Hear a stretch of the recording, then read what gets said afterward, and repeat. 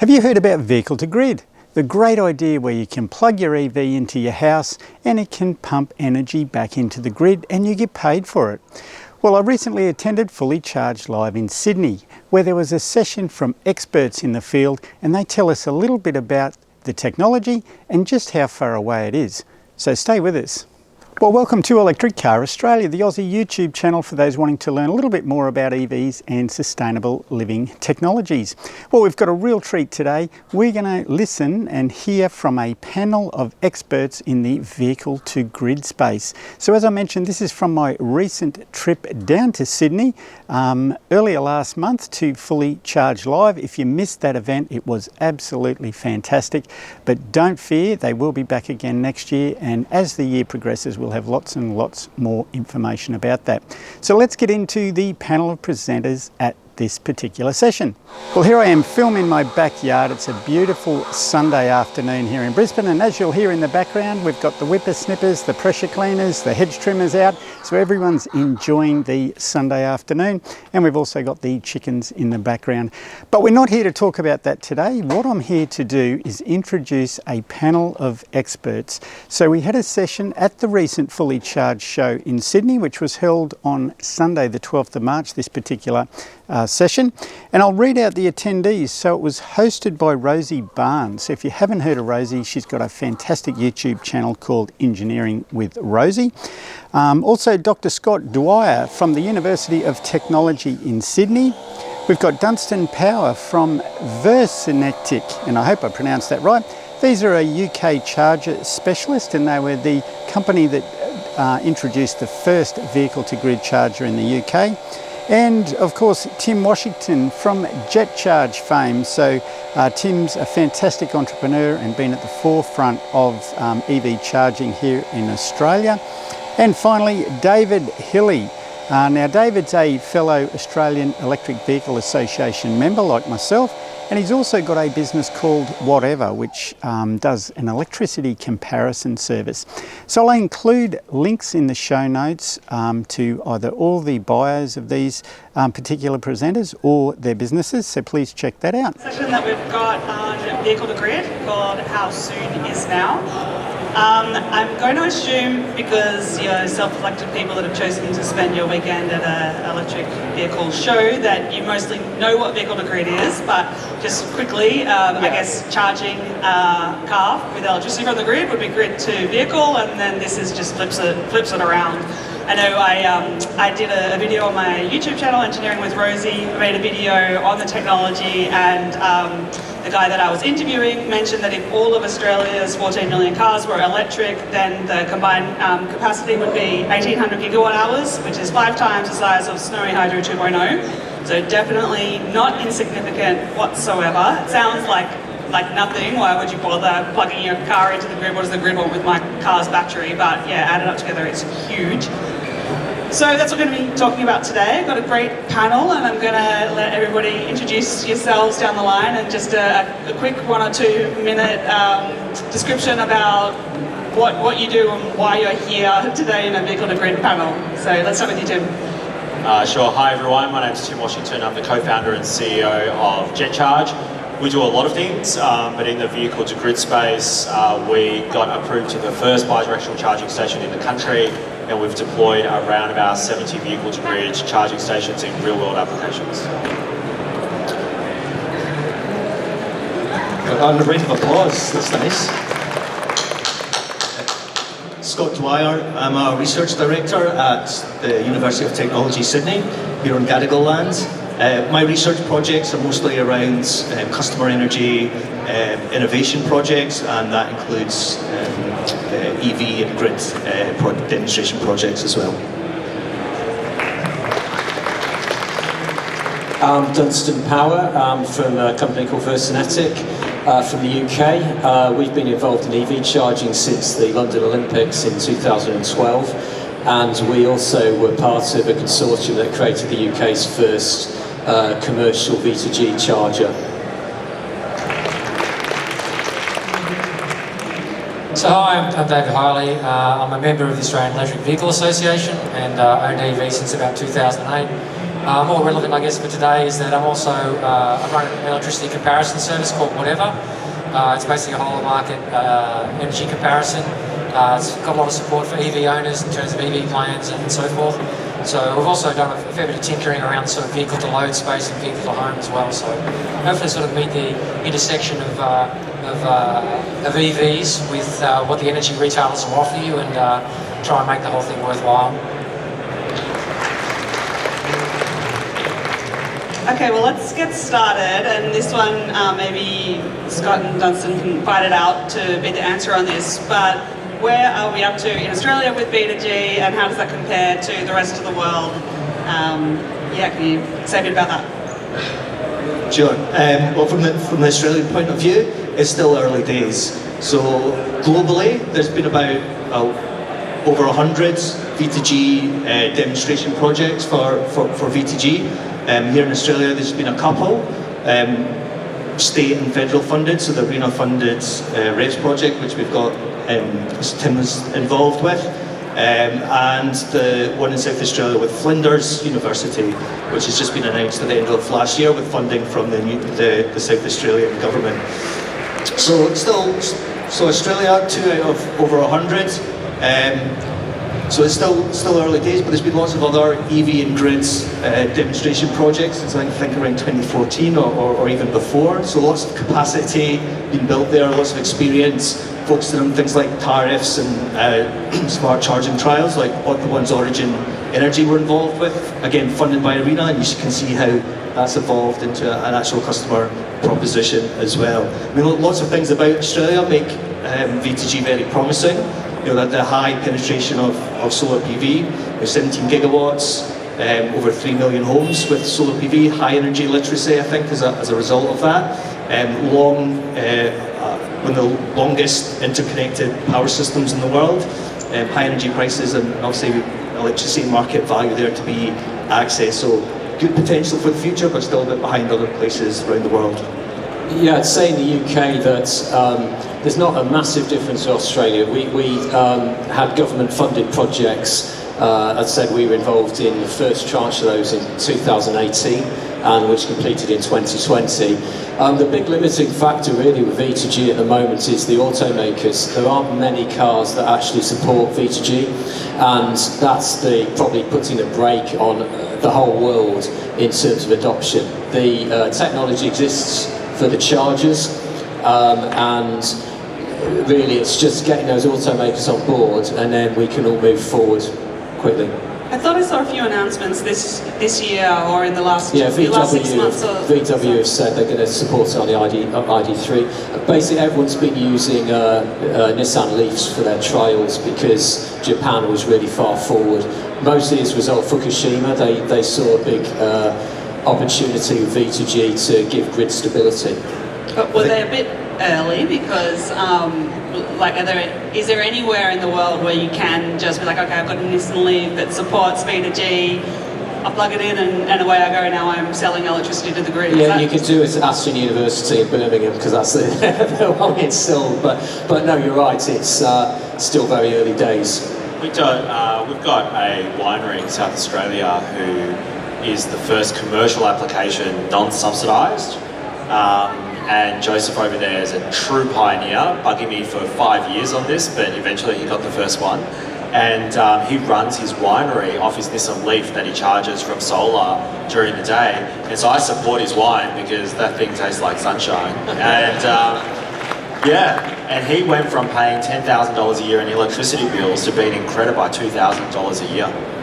And he's just a gun. It is a pity that it's only Chatamo, which is the Nissan vehicles at the moment. We've got 2 at Mitsubishi head office, and we did the Flinders one as well. But I think we all have a special relationship with time when it comes to EVs. Everybody feels like too soon. Everybody feels like nothing's ever fast enough. But we do have to remember that traditionally, for the automakers, things take a really long time.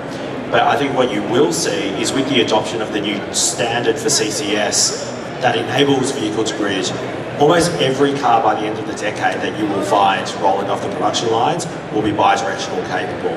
So there's really not much more to wait. Yeah, okay. That winery sounds cool. Sounds like a good topic for my YouTube channel. I'd love to go visit it. So maybe you can tell me about it. He's so proud of the setup, and I'm so proud to be associated with it. He would love to. Yeah, cool. Yeah. All right, we'll talk.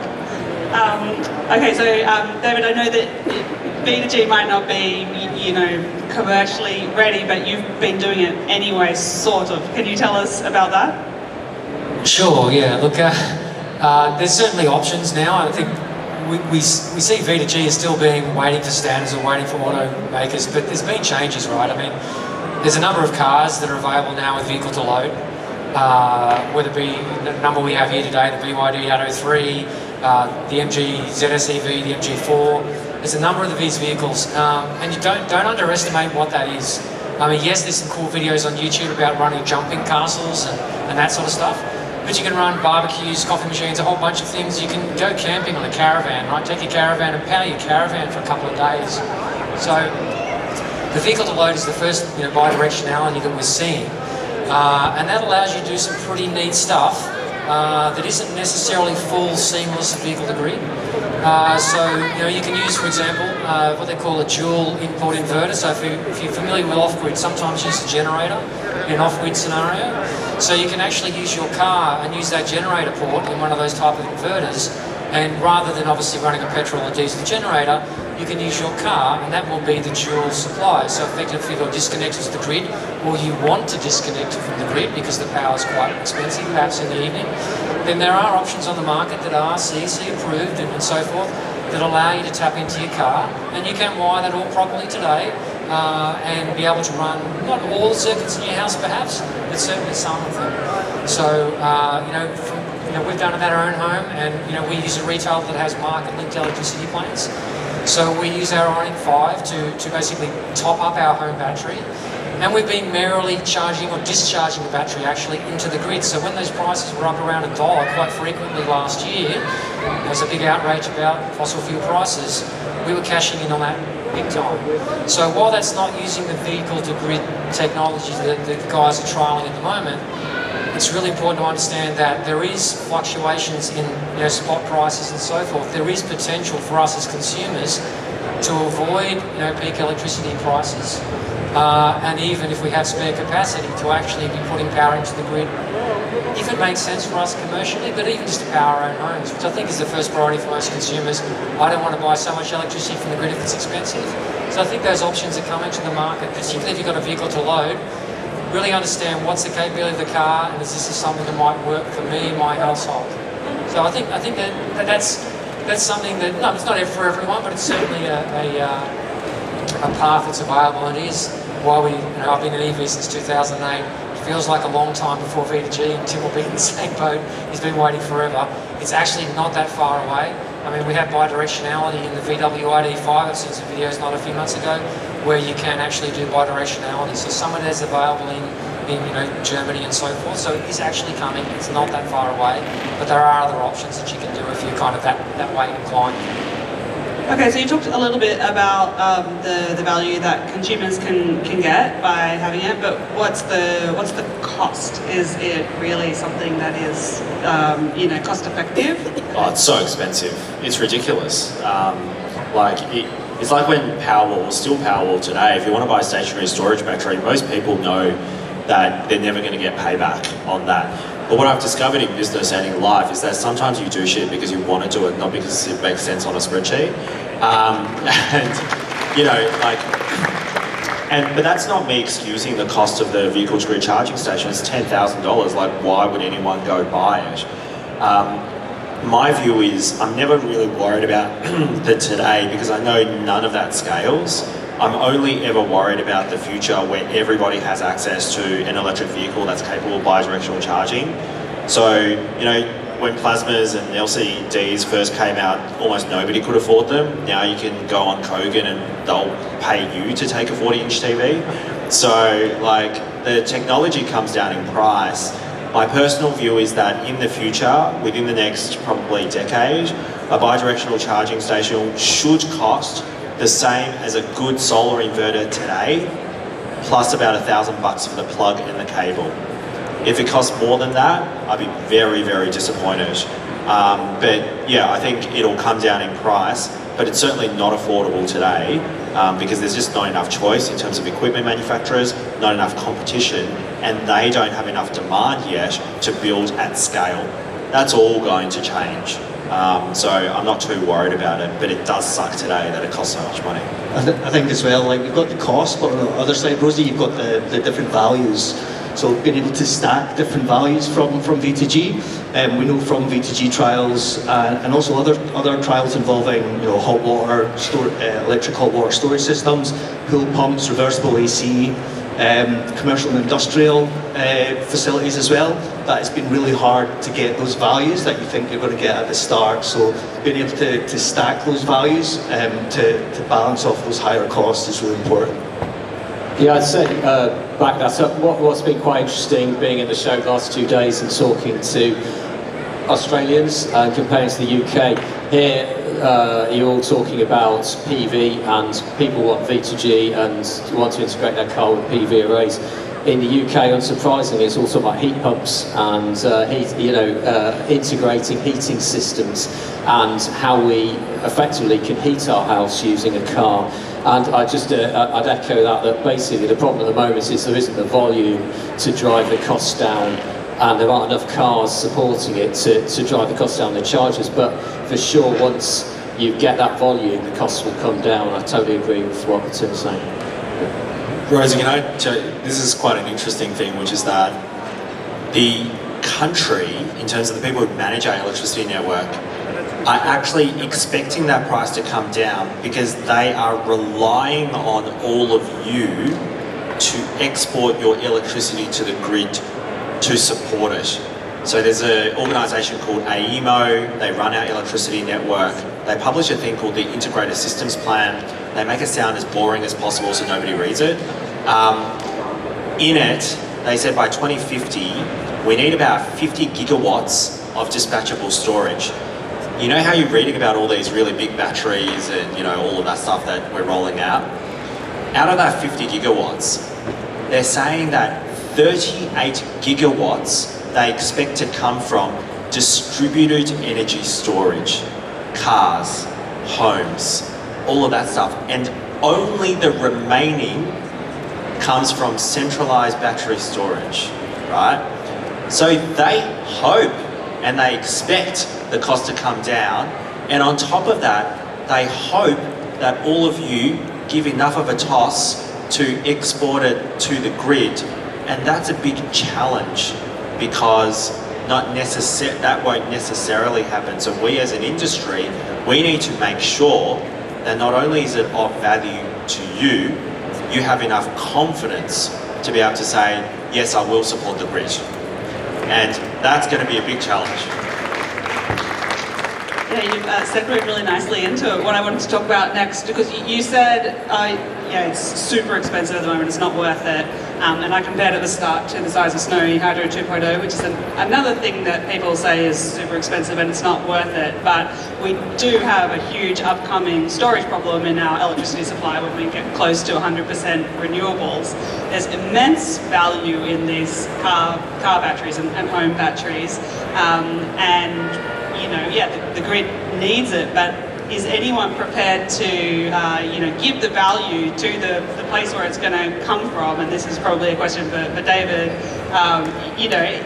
Is there anything in it for you? And I will also just tack on one thing. One of the most common comments I get about vehicle-to-grid, because I'm always going on about it because I love the idea.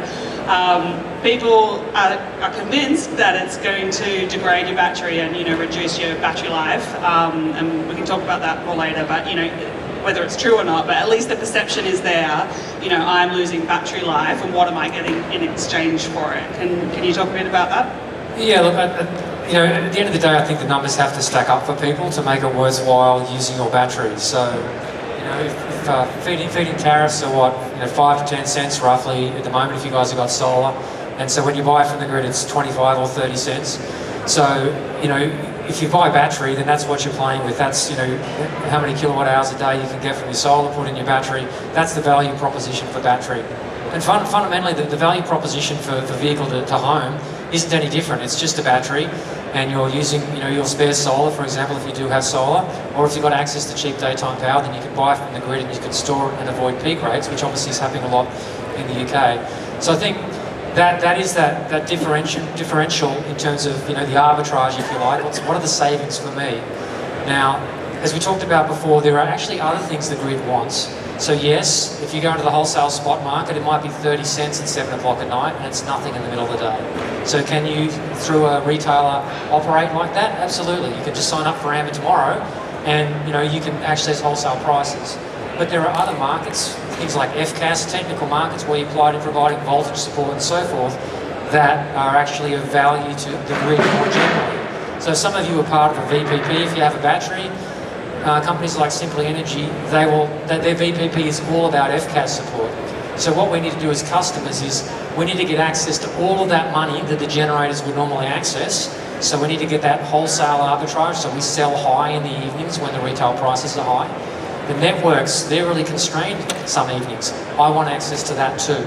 And the FCAS, when we're struggling, a generator goes out, I want that. So what we need retailers to do, and networks to do, and regulators to do, is to actually make sure that all those value opportunities are stacked up and made available to customers. And I'll give you an example of what's happening at our household. And if you're in Ausgrid, pay attention. That's basically eastern Sydney and up to the Central Coast. There's a 28 cent export or feed-in tariff that they pay. It's a trial tariff, about 5,000 people. They're paying 28 cents per kilowatt hour for everything you export from 2 to 8 p.m. Okay? That sounds pretty good when you're only getting paid 5 or 10 cents. That type of trial, which if you're still interested, they're still taking customers. There's only 2 or 3 retailers who do support it, unfortunately. But that's the sort of incentive that we need to give to people. Even if you don't have solar, you could actually buy a battery, buy from the grid from a retailer like Amber, where their prices are close to zero, which is the wholesale spot price in Australia, quite commonly, in the middle of the day, and then you can sell it for 28 cents at night.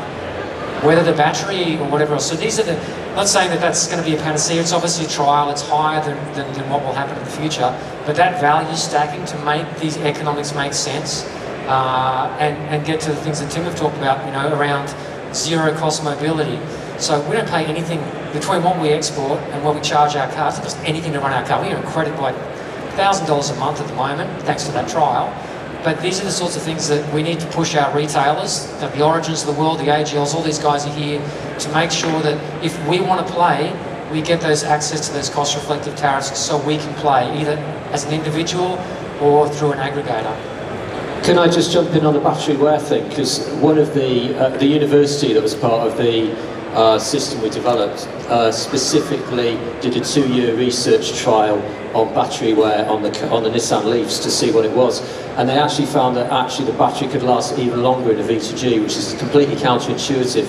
The reason is your battery, so if you're EV drivers, the worst thing to do is to leave your car 100% charged all the time or to deeply discharge it.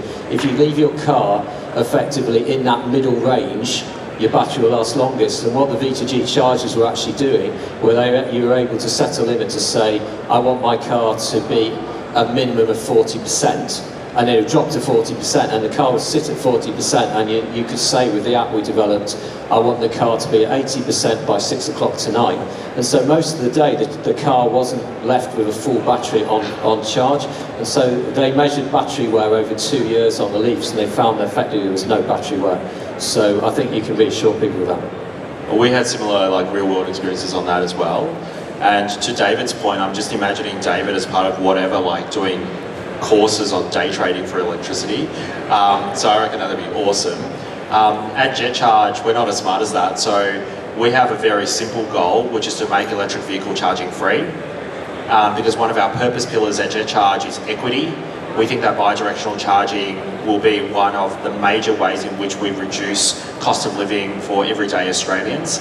So we don't necessarily think the future is going to be someone knowing how to get all of this value, FCAS, wholesale market, wholesale demand response schemes, all of that. We have a very simple goal. Within the next 5 years, we want to make electric vehicle charging free.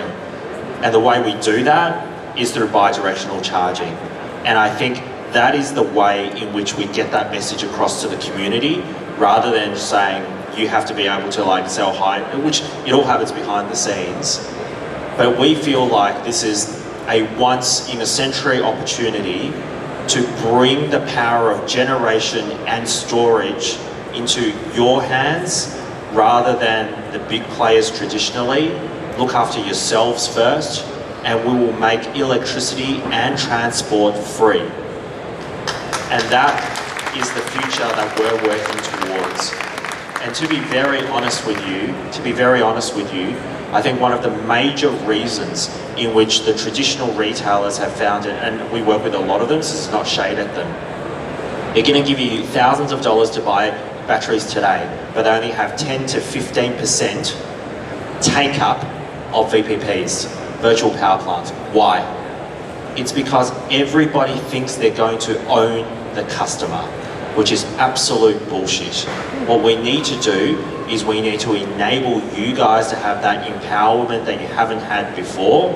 And if we can create business models that succeeds off that, off your success, you own your own power and you take the control to sell it however you want to sell it. And if we're able to do that and make everything free because we make money or our clients make money trading off your electric vehicle, then that's awesome and the country needs it. But bring it in your hands first. Yeah, that's really inspiring. Kind of call to arms. I just want to do one more panel question before we open up to the audience for a couple of minutes. Maybe this is a good one for Scott. What's the next steps? Like, how do we scale it? Actually, because V2G, it's only meaningful when it's done on large scale, and it's really not now. So what's the steps? So for scaling it, we've covered a few of the points already around value stacking, around business models and a compelling customer proposition as well, and the regs being fit for purpose. But I think something that's not been talked about so much, and I know the EV Council has which is around workforce and skills. So if you look at the International Energy Agency, they reckon we'll need $5 trillion US dollars investment a year in clean power out to 2030. We spend $1 trillion at the moment. So this is just clean energy investment. If you look at the IEMO's integrated system plan, which Tim mentioned, and yes, I have read it. Sorry, I'm just like, Me too. And Rosie too. Yeah, you're all done. Probably everybody has here, and maybe most of you as well. So we did the jobs modelling for that in my institute, and we found that it'd be 12,000 jobs needed for the next 2 years to fulfil that. 40,000 jobs up to 2030, and this is just electrical power systems engineers, electricians. This ignores even the transport. I mean, with EVs, you've got this nexus between transport and energy, and this is just people working in the sector. So entrepreneurship. So we've got lots of great entrepreneurs here in the room and on the stands. New Energy Nexus, our Silicon Valley startup incubator. They were speaking at UTS a few weeks ago, and their CEO, Danny Kennedy, reckoned they'll need 100,000 entrepreneurs to meet net zero. That's just in the US. So I don't know if we've got any students here or anybody who's looking for a career change or who's thinking of starting up a business.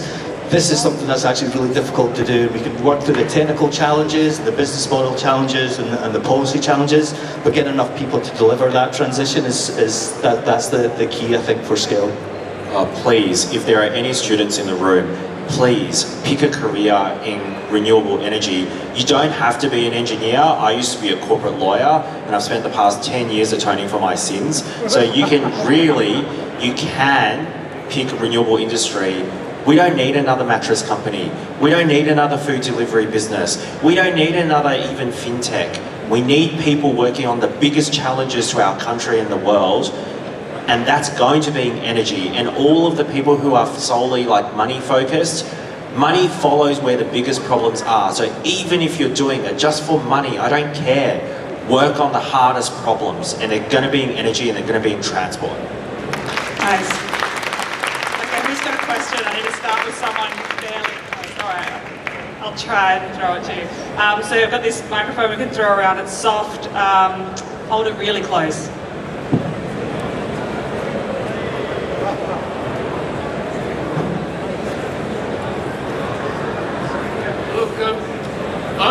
buying a Tesla, I'll probably buy another Tesla. But is it possible to retrofit an existing EV vehicle to grid? It's not designed that way. I never say no to anything, but no. So you have to buy a car that's originally designed and built for it. That's preferable. You can always do anything if you try. Yeah, okay. There'll be people that will. I say the Tesla does have is supposed to have the capability that needs, so he's taking it home with him.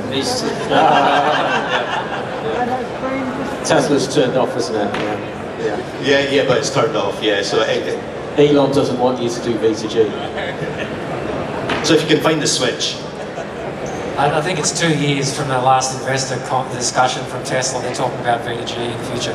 But yeah, unfortunately, you're not really going to be able to do anything with it now at the moment if it's not enabled. There are some interesting things like the Ioniq 5 is actually V2X capable, so it can do vehicle to home and grid. It's got the hardware, but the software's not there. So there are trials in the Netherlands using it. So if you ask the deep questions, if you're buying a car and you want it to have this capability, there's certainly some particular models that are more likely to be able to get you in the hot seat in 6-12 months' time, if that's what you want. You should ask the panelists here about that. We'll go and hassle the people in the stands about does their car support V2L now, V2G now, V2H. Ask them those questions. They should know the answers. Can I ask a question? I don't know if one of you knows the answer, but is it something that they could, add in with a software upgrade? I assume that they're trying to get you, into the Powerball kind of thing. You talking about Tesla? Yeah, or any car. I mean, the EVs are mostly, very software-based, but it's a hardware problem. Yeah, 1511A-20, again, who cares about the standard? But that standard requires different hardware to enable bidirectional charging, so it won't be retrofitted. Tesla have said at their last investor day that they're going to upgrade their power electronics to support bidirectional flow, but it's not in their vehicles today. Elon reckons that nobody's going to use it, and whatever he says goes, but who knows, he can just change his mind. The engineering team disagree with it at Tesla, so yeah. Okay, who's got the mic now? I guess it's slightly related to what we just talked about. Is apparently, I guess most people probably won't need more than 5 to 7 kilowatts an hour, I guess, to power their home. So I'm thinking, currently we're only looking at DC charging, right, for vehicle to home, vehicle to grid. Why aren't we using AC, or what are the issues when using AC for it? Yes, I can answer this. It's because 2 reasons. The first is car manufacturers, their job is to try and produce standardized parts for their vehicles to reduce the cost of each vehicle supply. The idea for the car manufacturers is that they have to have different inverters in different vehicles to suit different grid codes is they don't like that. The second thing is that 4777.2, which is what we have to follow for bidirectional charging, it changes. The idea that you have to change something in your car as well is terrible. The second is grid operators don't like it because it almost makes every single AC charging station a potential point of generation, and they can't predict where that's going to be. They don't like that. So I think it'll be a long time before we see AC bidirectional charging. Okay, so this will have to be the last question. Hopefully it will be succinct. Okay. With respect to mentioned standards, that grid that they're going to follow. Sorry, can you hold it? Yeah, hold it really close. Now, at the other end, on your home solar charging system, you've got your inverters, and from my personal experience, for instance, you're connecting your battery, which uses a CAN bus protocol. The protocol is all different for different model batteries and different model inverters, and sometimes compatibility issues. How far along are they going on the inverter side to standardise for the vehicle coming in the future? That could be a potential bottleneck. I'll start with that a little bit. So yes, if you're talking about battery integration and talking to batteries, it's kind of a nightmare, right? I mean, if retailers trying to talk to Tesla versus a Powerwall versus something else, it's a mess. Thankfully in the EV space, and Tim can talk about that, Alice can talk about this more, we have this standard called OCPP, which has been around for a long time, and primarily it's been driven to control what power is provided to a vehicle, whether it's a solar-aware charging station at your own home or whatever else. there are these OPC PP stations that can actually do that. They can be controlled remotely and so forth. And so they can control fast charge and so forth. And I believe that those sorts of standards will be in play and in place for the new V2G that comes along. So we're not in the wild west of battery management, which has been, to be honest, a disaster for retailers trying to control 10, 20 different brands. So I think the EV world is in a lot better place with standards, so that the bi-directionally we're talking about through CCS will be something that should be using a standard consistent across the board. So we should avoid that disaster. I'll let the others cover that off as well if need be. Yeah, just to answer that, yeah, OCPP, there's a version at the moment that they all use 1.6, but the new version 2.0 is like specifically built around V2G and it's got that in mind, so yeah, it's supported. You'll be able to buy an inverter, you'll be able to put it on your wall, and you'll be able to do bi-directional charging for any vehicle that is capable of it. You won't have to worry about the different standards, it's all taken care of. Yeah, everything's, all the wiring inside is just your 240 volt AC wiring, and the charger's doing all the hard stuff basically. Okay, we'll have to leave it there. We've run out of time. Thanks so much everyone for coming and watching it. Thanks everyone. And thank you all. I really enjoyed this one. It's such an interesting topic, and I can't wait until V2G is here. So I really hope you enjoyed that. It was a little bit of a challenge with heads bobbing in and out. Of course, I was sitting quite far back in the audience filming this, and I didn't have a mic set up on any of the attendees. So the audio was a little bit challenging, but I hope you got something out of it. I found it very, very interesting. Now, as I mentioned, I've been to Fully Charged Live. We had a great trip down there in our small battery MG ZS EV. There was some challenges with charging along the way. It was about a 2,000 kilometre round trip. So we do have a video coming about our road trip experience. It has taken me a little while to edit it and get it up, but it is coming in the next few weeks. But I do also have other videos from other sessions. So in particular, there was a great session hosted by Elliot from the Fully Charged show, and that was on Chinese EVs. So there's some really interesting stuff in that space that I'll be hosting a video of that session soon. And also charging. So charging is one of the most common questions I get, and it's one of those things that if you're new to EVs or thinking about EVs, that people really want to do a bit of research on. So we've also got a session coming up with a panel of experts on home charging and also charging while you're on the way. So there's just 2 video sessions from Fully Charged Live that we've got coming up in the near future. And don't forget, I offer a one-on-one personalised EV advice service. So I'll put the link to that in the show notes, and I'll also show it on the bottom of the screen there. So you can book a session with myself either face-to-face if you're in Brisbane or online if you're interstate, and we can go through any of your questions or concerns. Alternatively, if you'd just like to flick us a couple of dollars to help pay for the channel and all the free EV content we produce, I'll include the donation links below. Well, that's it. Thanks for watching. Enjoy the rest of your evening, day, morning, whatever it happens to be when you're watching this. I really hope these neighbours finish up this pressure cleaning shortly so I can get back and relax as well. Take care, look after your friends and family, and we'll talk soon. Cheers.